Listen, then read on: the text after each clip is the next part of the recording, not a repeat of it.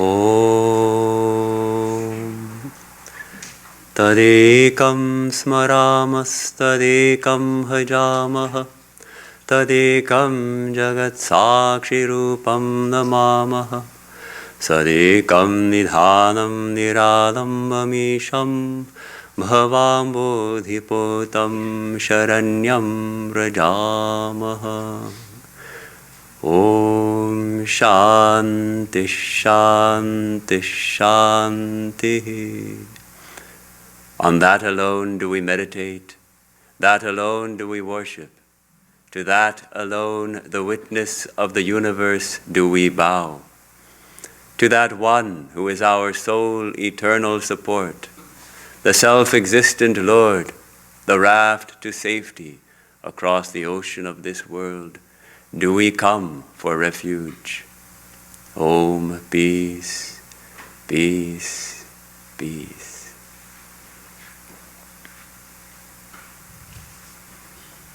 Good morning. Wonderful to see all of you on this fearless morning. And today you'll see on the altar there's an extra picture. On the bottom there are 3 pictures. Swami Vivekananda in the center, whose birthday we are celebrating next week here in the temple, who is a real model of fearlessness for us, and also a great exhorter to us all to be fearless. So it seems like an appropriate topic today. Our topic is fearless in a fearsome world. Now also, of course, his 2 of his brother disciples, Swami Brahmananda on the left and Swami Turiyananda on the right, because today is, according to the lunar calendar, is Swami Turiyananda's birthday. And he was a wonderful teacher of Vedanta who came to this country, and he also came to Los Angeles. The details of his visit, not much known about it. It's some field of research that we can take up. But to think of really the fearlessness of these men, Swami Vivekananda, Swami Turiyananda, who came to this country when it was still a very racist country. There's still a lot of racism today. Think about in 1890, 1893, and think of the strong fundamentalism present in large parts of the country. And yet they came and faced that fearlessly to teach the glorious ideals of Vedanta. Why? Just because we needed it. We needed it, and we still need it. So that's what we're going to be talking about today. And this topic, fearless in a fearsome world, is a very attractive to me. And I think if we can just imagine ourselves as moving fearlessly through this world, whatever may come, we face it. It's a fearless world. We're fearless not because there's nothing to fear, not because all our problems are gone and it's some kind of heaven where there's only enjoyment. No, there are problems we face, but we're not afraid to face them. We're not afraid of public opinion. We're not afraid of what people might say about us. We're not afraid of what people might do to us, because we are established in the Spirit, because we know that we are indestructible. And we feel the power of love deep within us, which we know can overcome all obstacles. And we are able to extend that love to all we meet. So who is there to fear? Now, that doesn't mean that we embrace the criminal. We salute the murderer from a distance, and we don't necessarily like him or her, but still that love is flowing to all. So this is a kind of way I envision our life as seekers in the Vedanta, to be fearless. Not that there's actually no fear, that we never feel any trepidation or any caution, but that we face it and we move forward without letting fears drag us down. Fearlessness is really, look at all our heroes. Our heroes are those who have faced fear fearlessly, like, say, Rama and Krishna of the ancient India, who had to slay terrible demons without any fear whatsoever. And, or for instance, Vivekananda, one of our heroes, facing the terrors of coming to a strange country and a strange people. Or Superman, one of our childhood heroes, facing all the bad guys without any fear and with tremendous power and strength. We admire the daredevils, like the circus performers who walk on a tightrope far above the ground without any net underneath. One slip means instant death, and yet they do it, and we admire that. We love to watch it. Fear really is seen as a weakness, and especially, or shall we say, cowardice. Rather, our ideal is courage. So we can make a slight distinction between fearless and courageous. Courageous means, all right, there's a little fear, I accept that. At the present moment, I'm facing some difficult situation, I have a little fear, but I'm facing it courageously. Courage comes from the heart, the cœur, which is the heart in French, when our heart is filled with strength and confidence and the ability to face whatever we need to face without fear. So this is our ideal, to be courageous, to be fearless, and yet, when we look at life, when we look at this world, it seems like a fearsome world, doesn't it? That's why I put the title, Fearsome World. It seems like there's a lot to be afraid about. And there's so many things to be afraid of, and there's so many people to be afraid of. There's so much emphasis on fear in the news. There's whole TV shows dedicated to, isn't it, True Crime or something, True Crime Report? You get to watch all about terrible things that people do. The news is constantly filled with natural disasters and criminal things and wars, etc., etc. And the politicians also fan those flames to get elected. So people seem to be pretty fearful. And it's an interesting study by Chapman University.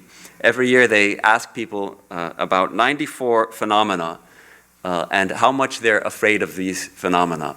And the answers can be not at all afraid, a little bit afraid, afraid, or very afraid. So number one on the list in 2018, you probably wouldn't guess it. The most people, 73.6% of the American people, are afraid or very afraid of corrupt government officials. Up from 60% in 2016. It's jumped to almost 15% since 2016. Interesting. The other fears, they've listed it all in 94. I'm not going to go through the whole list, but this number two is pollution of oceans and rivers. Pollution of drinking water, not having enough money for the future. People I love becoming seriously ill at 56%. People I love dying. Air pollution, extinction of plant and animal species, global warming and climate change, high medical bills, cyber terrorism. The United States will be involved in another world war. Those are the 12 top fears according to Chapman University. So there are different domains of fear here: government, man-made disasters, natural disasters, economic dangers, dangers of crime, illness and death, etc., etc. Public speaking, which is many people are afraid of, and which fear I also have had to face, 26%. But believe it or not, number 87 on the list, 8% of Americans are afraid or very afraid of zombies. Yes, afraid of zombies. Now, I think most of us will agree that zombies do not exist. There's no such thing as zombies. But there apparently are television programs about zombies, and they're terrifying. I haven't watched one. I wouldn't want to watch one. And people actually are afraid of zombies. It's like after the movie Jaws, millions of people refused to go swimming in the ocean. They were perfectly happy to go swimming in the ocean, and the movie stoked this fear. That's what we see happens with these kinds of movies. But anyhow, we're getting off the track a little bit. It's a little bit unsatisfying, this survey, to me at least, because it seems to ignore the distinction between a genuine fear and what we would call worry or anxiety. And it's all external. What do you fear that's outside of you? What do we fear in this world? What about the kind of unconscious fears, the kind of fears that many of us have that we may not even be aware of in our own lives? Like, and we know about these, fear of commitment, fear of intimacy, fear of failure, fear of rejection. These fears we also have in us, and it's, I think, more than the fears of corrupt government officials or fears of zombies. What really holds us back in life is these fears. These fears about our own inadequacy.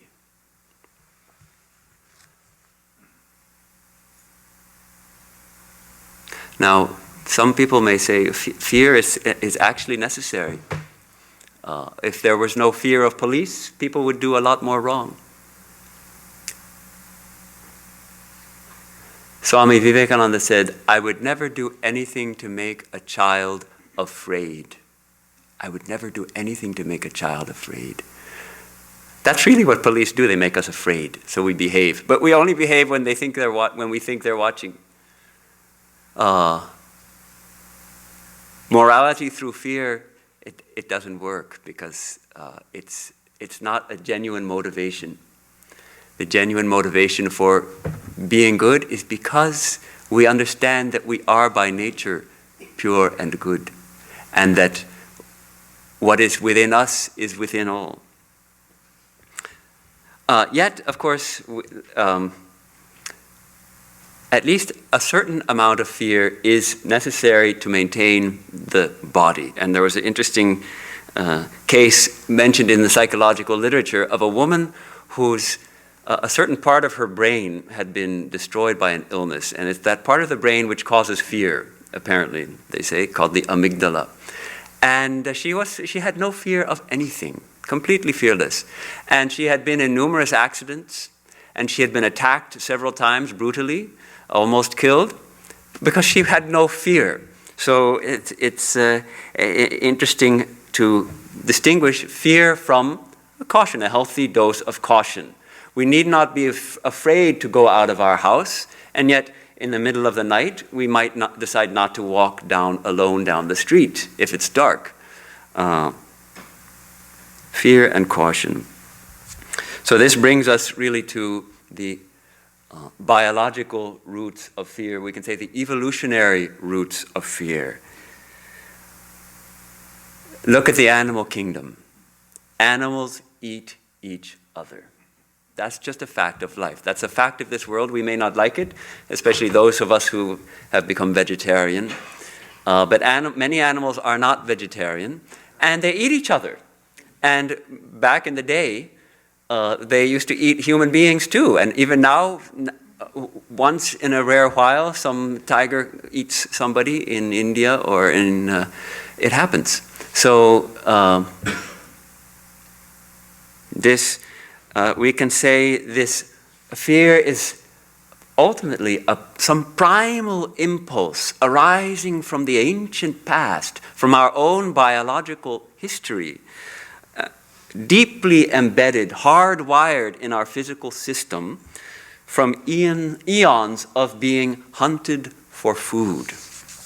So it's a mechanism for avoiding that, for avoiding harm, for avoiding pain, for avoiding death, for avoiding becoming some animal's next meal. And the fear response, we know what it is. It's a threefold response when we're faced with imminent danger. Fight, or flight, or freeze. These three: fight, or flight, or freeze. Fight, flight, or paralysis. And I think many of us probably are familiar with all of these in our own lives also. when we're faced with imminent danger, this is what really the ancient wiring, which has developed over the millions of years, kicks in, and we don't even think about it. The brain itself decides what's going to happen with this body. Is it going to freeze? Is it going to flee? Or is it going to fight? And of course, it's a tragedy that today so many people still have to face these kinds of dangers when their life is placed in danger, not only in war zones, but even in America, even in our own homes. Many people have to face situations regularly where their lives are in danger. But for most people, nearly all of the time, we are not in any imminent danger. We're not in imminent danger of being attacked or harmed. And yet, what we do, and what only human beings can do, is develop the kind of fear that we might genuinely feel in the face of impending danger only once in a great long while. Develop that into worry and anxiety. We are able to imagine all kinds of bad things happening, and we can play those over and around in our brains and we can worry ourselves sick. Just the more creative we are in thinking up terrible things that might happen, the more we work ourselves into anxiety and worry.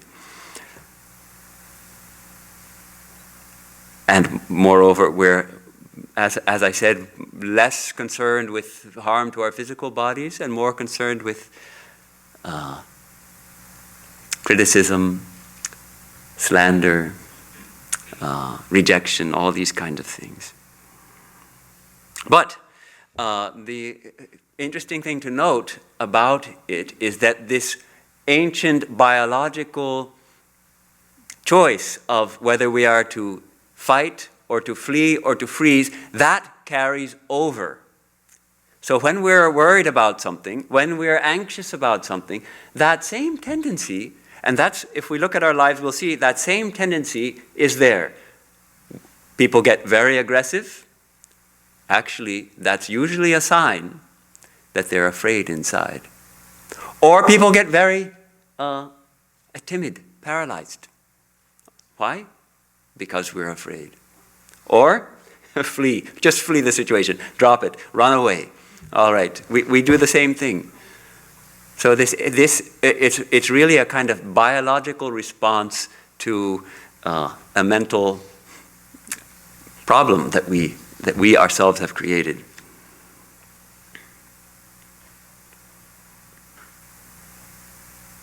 Now, if we trace this fear down to its fundamental root, and this idea of being hunted, and then really I think we can agree that the root fear is the fear of death, the fear of annihilation, or of the great pain that comes along with being eaten. So the Vedantic solution, of course, is that we have wrongly associated ourselves, wrongly identified ourselves with our bodies. We think we are our bodies. And in Vedanta we come back to this again and again. Oh, that old story again, we are not our bodies. We know all that, Swami. Yes, we come back to it again and again because we continue to do it.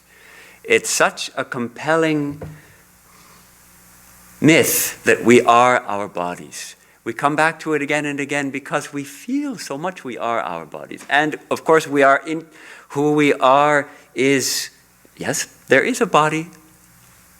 And I feel like that's part of me, part of who I am. But Vedanta comes back again and again, no. We are not the body. We are not even the mind. We are the spirit. We are infinite consciousness. Our true nature is infinite consciousness and bliss. And we can know it. So this is the the solution from the highest perspective of Vedanta. Know yourself. And that's what we had in the beautiful song this morning. Thank you for that. In the words of Swami Vivekananda put to music. Know who we really are. And then as Sri Krishna says, Achedyo yamadahyo yam akledyo shoshya evacha nitya sarvagata sthanuhu achaloyam sanatanaha. The self, who we truly are, our true nature, cannot be cut. No sword can cut it. It cannot be burnt. No fire can burn it. It cannot be wet by water or anything else. It cannot be dried. Neither cut, nor burnt, nor wetted, nor dried. It cannot be affected in any way by the physical, because it is eternal. Our true nature is eternal. It is beyond time. It is everywhere. Space itself is within us. It is stationary and unmoving. It does not change.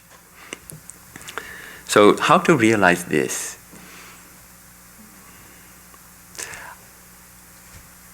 I like to encourage seekers to cultivate a sense of ourselves. We can cultivate a sense of ourselves as luminous beings, as shining beings beyond the body.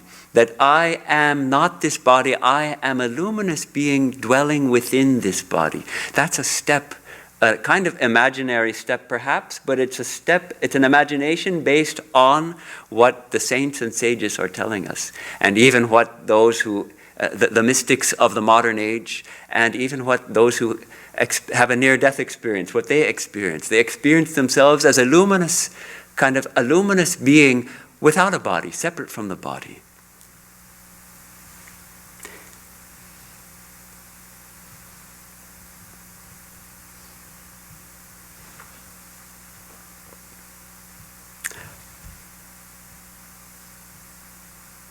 Fear holds us back. Let us recognize this and address it. Let us recognize the tremendous power of thought. The tremendous power of thought, on the one hand, to think constantly that I am a free, immortal soul. I am a light shining deep in the heart of this physical body. That has tremendous power to help us face all difficulties. And then, on the contrary, if we are always fearful, if we're always afraid, that also has tremendous power over us, to make us fearful, to continue to drag us deeper and deeper into fear. And what the prophet Job of the Old Testament says, what I feared has come upon me. What I dreaded has happened to me. How we look on this world, if we look on this world as fearsome, as full of things to be afraid of, it will be that for us. It will be that. In the words of Swami Vivekananda, the wicked see this world as a perfect hell. The good see this world as a perfect heaven. How will the fearless see this world? As a playground, perhaps. Or as a battlefield in which I am always victorious.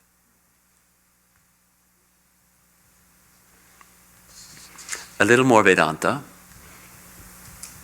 The Upanishads trace fear ultimately to the sense of duality. Where there is two, there is fear. This may be another hint for us. Where there is another, there is fear. Dvitiyat vai bhayam bhavati. From dvitiya, from two-ness, we can say, from duality, from a second entity, from something other than me, fear arises.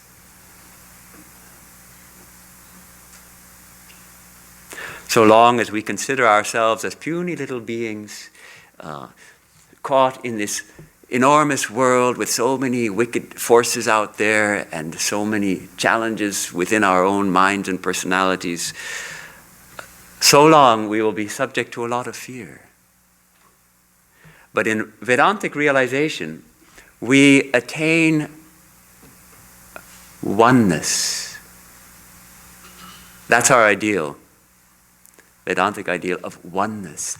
There's no separation. I am not ultimately separate from you. You are not separate from me. When we start to feel that, we start to get a taste of what fearlessness would be. How can I fear myself?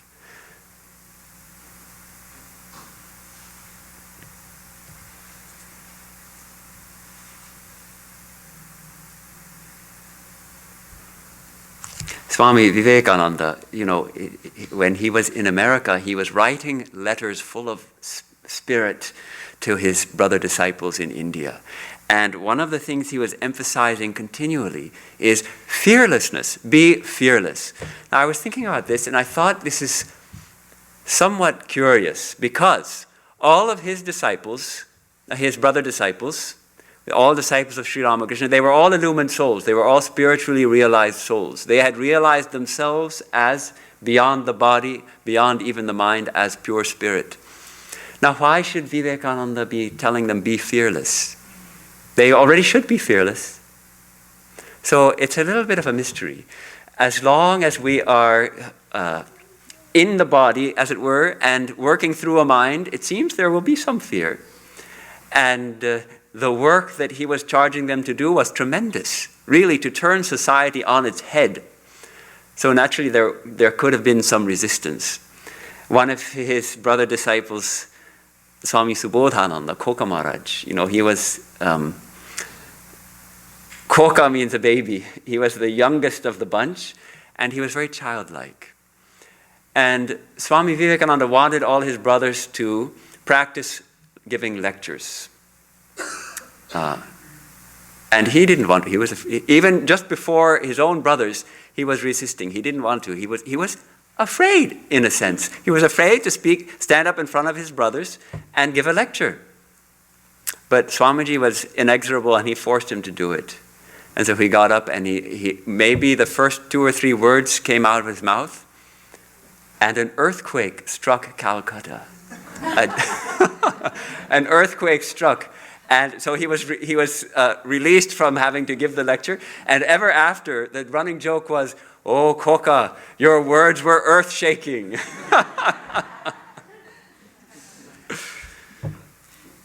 Swami Vivekananda, that I think many of us know the incident of the monkeys.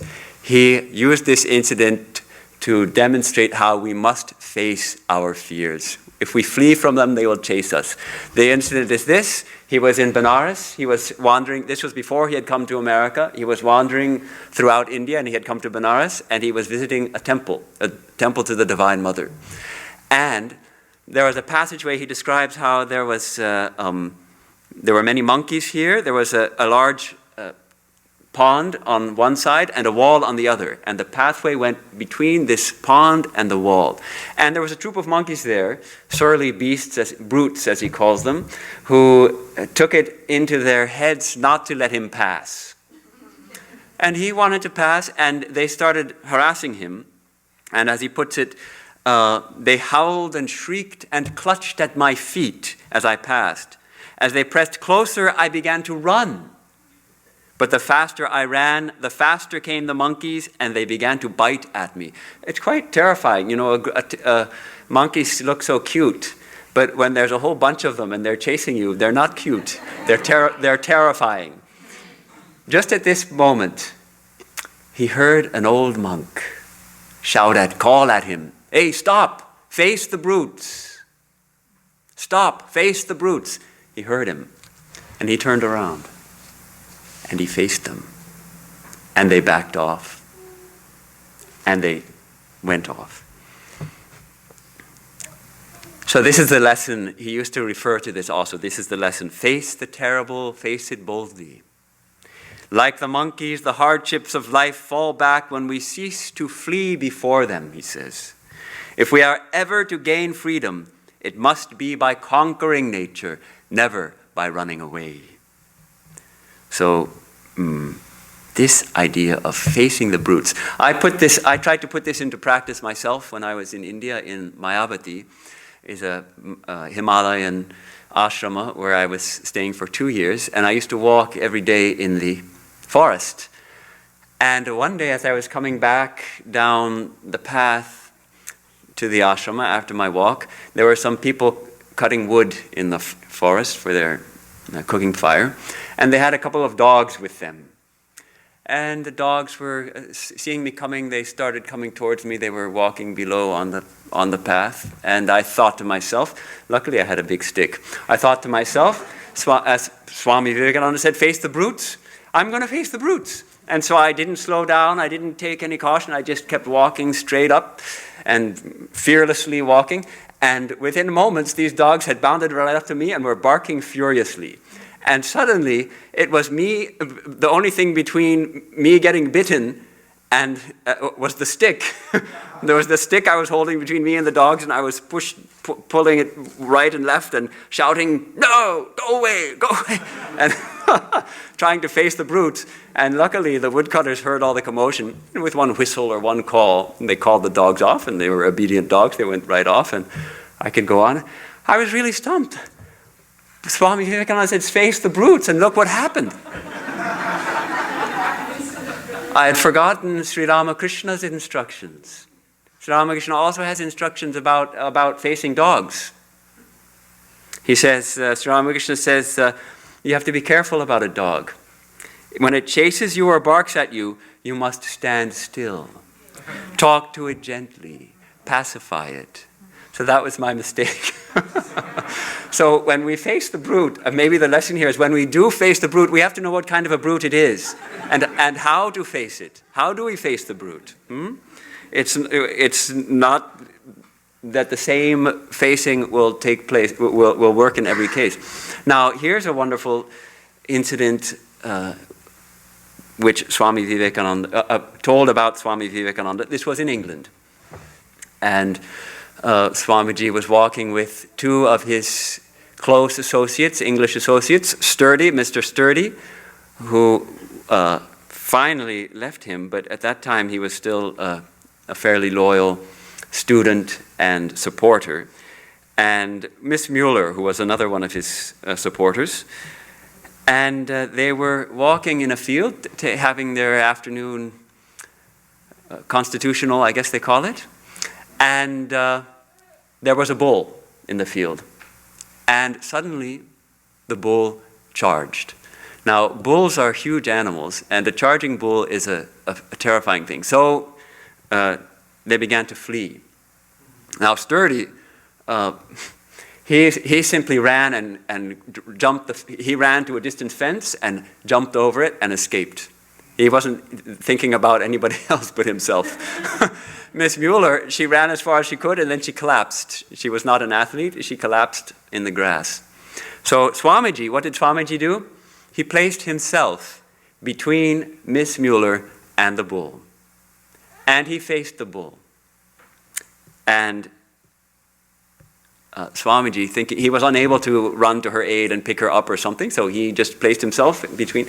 And with the thought, so this is the end after all.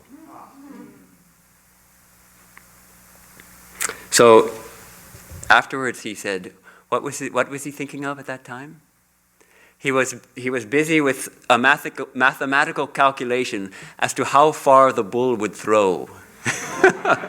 How far the bull would throw him.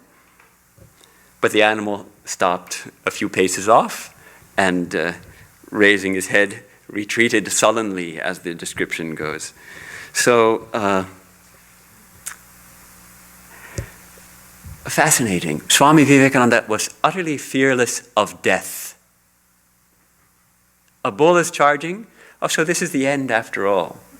He would say, whenever death approaches me, I become as hard as that. Utterly fearless of death.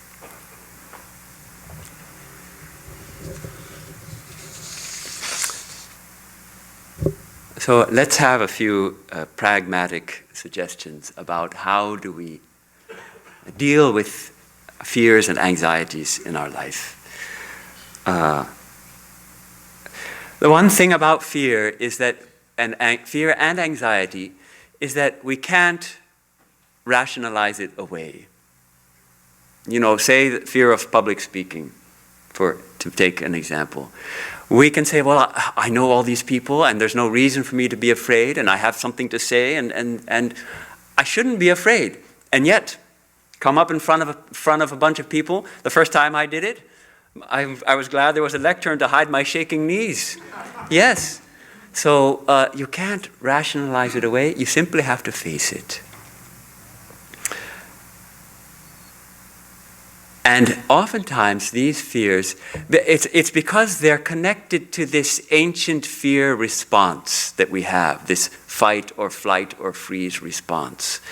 And a chronic anxiety can also be like that. I read a fascinating account of a war veteran from Vietnam, a man who suffered from, they call it PTSD, post-traumatic stress disorder. Okay, so he naturally, probably most war veterans suffer from that to a certain extent. But he was healing from that, and he was doing pretty well. But suddenly, he found that every morning when he was taking his shower, he would be overcome by panic. He would get this terrible sense of dread, and he couldn't figure out what it was. Well, they figured it out. What was it? His wife had bought some new soap. It was the same soap that he had used when he was a soldier in Vietnam. So sometimes fear and anxiety, it was intimately related to his experience as a soldier, his very fearful experience. But he couldn't understand it at the time. They had to really explore what was the cause of this fear. Then they found it. So like that, many of us have past traumas. Maybe in our childhood, maybe in our adulthood, we have faced traumas and difficult situations. Maybe we have been physically attacked even, or verbally attacked, or abused. All these kind of unfortunate things which have happened, we can't deny they have happened. And the circumstances of those difficult situations naturally bring fear and anxiety when we remember them. Now in life we face some situation which somehow, and we're not sure how, just like the soap maybe, it recalls that incident. And we can't face, we feel terrified. That ancient response just kicks in. It's a really hardwired brain-based response of terror and fear and anxiety. So they say that really the best way to face these kinds of fears, and we can put phobias in with this, fears which are so strong regarding a certain thing that it becomes difficult to function. The best way, again, is to face them. Perhaps with the help of a trusted friend or a trusted therapist, to actually face them and find that, after all, I'm okay. I faced this fear, and after all, I'm okay. I've been doing public speaking for a while now, and I found that afterwards I'm actually okay. Nothing bad happened. So now I'm pretty confident standing in front of a group of people and talking with you, and I kind of like it too. So, but at first it was a terror, another terror. So similarly, if we have something that's really holding us back, let's face it. Face it and move forward. How wonderful it will be to be free of fear. How wonderful it will be. But how can we get there if we don't face it? It won't go away if we run away from it. It will continue to follow us.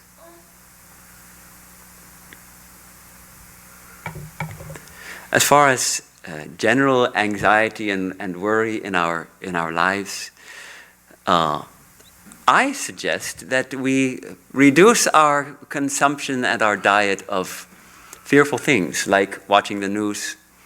I stopped watching the news. I don't watch the news. For a while, I didn't even look at headlines. Now I've been looking at the headlines a little bit, but that's about it. All right, it's going on, all those things. You know, there's a big difference between worry and concern. Worry is just cogitating over all the bad things that might happen, and oh, it's terrible, and oh, there's global warming, and oh, it's terrible, and all the animals are going to die, and we're all going to die, and oh, that's worry. Concern is, oh, this is a problem. We should do something about it. And writing a letter to the elected officials, or joining an organization that's working to reduce carbon emissions, or whatever. That's called concern. Concern means doing something active. Worry means just cogitating. It's worthless and entirely fruitless. It only makes us sick. But concern, fueled by an ideal, is wonderful, because that's what brings about positive change. Now, let's talk a little bit about the spiritual attitudes and practices that are really helpful about addressing fear and anxiety. And of course, we already discussed the ultimate spiritual solution is to know that we are the Spirit. Now, true, it may be difficult to hold on to that at all the times, but in the path of wisdom, the path of jnana, we are told, tell yourself again and again, remind yourself again and again, I am Spirit, I am that infinite reality. Day and night, when we wake up in the morning, remind ourselves, Hari Om, I am infinite Spirit. Before we go to bed, we can say, Hari Om, I am that infinite Om. When we brushing our teeth, we say, the body is, the hand is brushing the teeth, but I am that infinite Spirit. See? We remind ourselves again and again in every situation. And as far as this life, as this world, we recognize that there's a lot of uncertainty in it. We talked a little bit about this in the last talk also, when we are faced with difficult choices. And we're afraid to make the choice because the outcome is uncertain. We don't know what will happen. Let's face it, we don't know what will happen when we leave the temple today at noon. We don't know what will happen. Life is uncertain. That's simply in the nature of things. Becoming comfortable with that is a kind of spiritual practice that helps us be less anxious, be less fearful. Just to accept that, yes, life is uncertain. I could die tomorrow. I could die tonight. All right. Let me rather live to the fullest now, because the future is uncertain. But this moment, I am. And so that brings us to the teaching of, the famous teaching of Ram Dass, be here now. Be here now. Worry about the future, dragged along by our fears of the uncertain future. What a shame. Let it go. Be here now.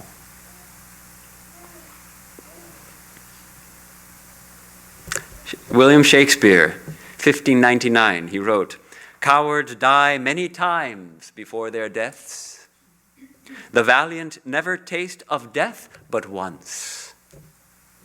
Of all the wonders that I have yet heard, it seems to me most strange that men should fear, seeing that death, a necessary end, will come when it will come."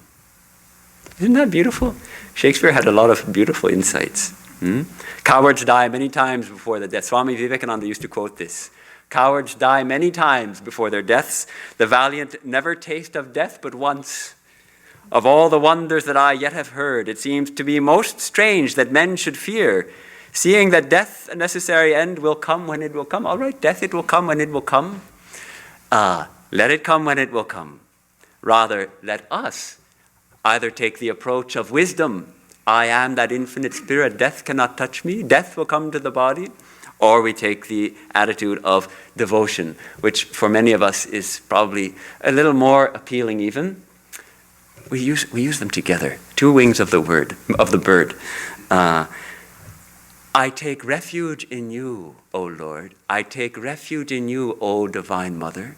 I know that you are there to protect me. I know that you are there to come for me when it is time for me to leave the body.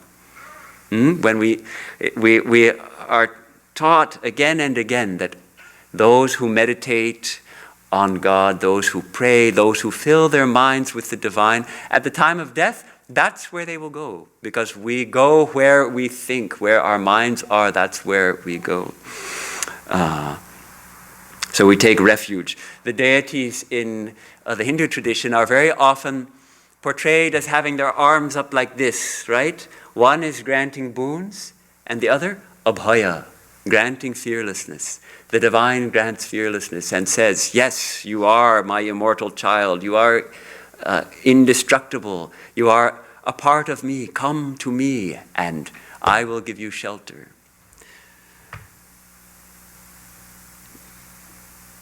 Sri Ramakrishna used to love a song, which I also love, describing the feet of the Divine Mother as those blessed feet of fearlessness, the feet that dispel all fear, abhaya pada.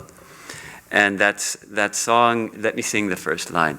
Abhaya pade pran shompechi, ami ar ki jomer bhai rekhechi, abhaya pade pran shompechi.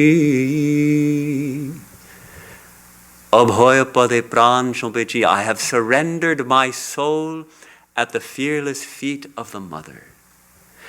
What fear can there be for me of death? Ami arki jomer bhoy rekichi. Jom is the god of death, Yama in Sanskrit. Well, how can I have any fear of Yama? I have surrendered my soul at the feet of the Mother. That's where my refuge is. I have no more fear of death. So this is the attitude of taking refuge in the divine. Even in our day-to-day life, when we're facing difficulties, the divine name is a great protector. There's this idea that it forms a shield of protection around us. If we're going out, if I'm going downtown, say, and I have to go in the metro and all that, some people, we were at a meeting of, interreligious meeting, and one of the people there was surprised to hear that we had come by the subway, by the metro, and he asked, is it safe? Is it safe? I said, yes, it's perfectly safe. But I always feel protected because we go with the divine name. We chant the name, and the name is with us, and we feel that the divine is with us at all times, so we have that protection. And then, they say that dogs always know when someone's afraid, right? So we shouldn't show fear towards a dog, or they're more likely to bite. People are also like that. If not consciously, subconsciously, people can sense another's fear. And those who are intent on doing wicked things, they can also sense it. So being fearless has its very practical implications. Now we're coming up on the end of our hour, but there's still a couple of points I wanted to touch on. First of all, another great way to feel fearless is to feel that we are servants of the Lord. We are servants of the divine. And look at, this is something just to a wonderful letter that Swami Vivekananda wrote to his brothers. He was in 1894, he was in New York, working very hard to teach Vedanta, and yet he's writing this kind of letter to his brothers, just one or two lines. To work with undaunted energy. What fear? Who is powerful enough to thwart you? Then he coins this Sanskrit verse. Kurmastaraka charvanam tribhuvanam utpatayami balat kimbhona vijanasyam sma kimbhona vijanasyasman Ramakrishna dasavayam. Listen to this. We shall crush the stars to atoms and unhinge the universe. Don't you know who we are? We are the servants of Sri Ramakrishna. Ramakrishna daso vayam. We are the servants of Sri Ramakrishna. We shall crush the stars to atoms and unhinge the universe. This kind of intense faith, this kind of intense dedication to the Lord. If we can dedicate ourselves to the divine like that, feel that we are serving God, this kind of fearlessness comes.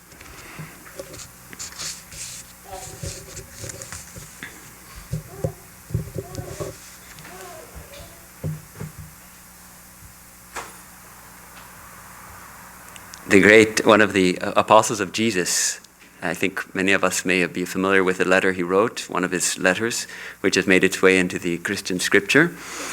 And he points out that there is no fear in love. Perfect love drives out fear. Perfect love drives out fear. This, to me, it really is the last word on conquering our fear. Perfect love. What is love but that tendency towards oneness? When we love someone, we feel one with them. And from the Upanishads, we know that from two, there is fear. When there is one, there is no fear. Swami Vivekananda also says, love conquers fear. He gives the example of a mother at the mouth of a tiger. He points out that, see, if there's a dog barking there, all you young ladies, you'll run away. But if tomorrow your child is in the street and there's a tiger coming, where will you be? At the mouth of the tiger. We saw this also in the tragic tsunami which came to Thailand in maybe 2001 or something, or 2004 was it? 2004. And there was, I remember reading about this mother was sitting on the beach and her children were playing in the waves. And suddenly she saw the tsunami coming. And what did she do? She didn't run away. She ran towards the ocean, towards her kids. And she ran. See someone run like that. And gathered her children and ran back. This is the fearlessness that comes of love. Love conquers all fears, says Vivekananda. Fear comes from the selfish idea of cutting oneself off from the universe. The smaller and more selfish I make myself, the smaller and more selfish I make myself, he says, the more is my fear. If a man thinks he is a little nothing, fear will surely come upon him. And the less you think of yourself as an insignificant person, the less fear there will be for you. So long as there is the least spark of fear in you, there cannot be any real love. Love and fear are incompatible. God is never to be feared by those who love him. So I feel like this really is the last word. And we see this so strongly in the life of Swami Vivekananda himself, in the life of Sri Ramakrishna, in the life of Sri Sarada Devi, Holy Mother, how she was able to make all her own through love, and how she asks us to do the same. She asks us to see that no one is a stranger. She asks us to see that everyone, from the most saintly person to the most despicable wicked person, they are actually our own. They are not strangers. They are different faces of our own face. They are different faces of our beloved Lord.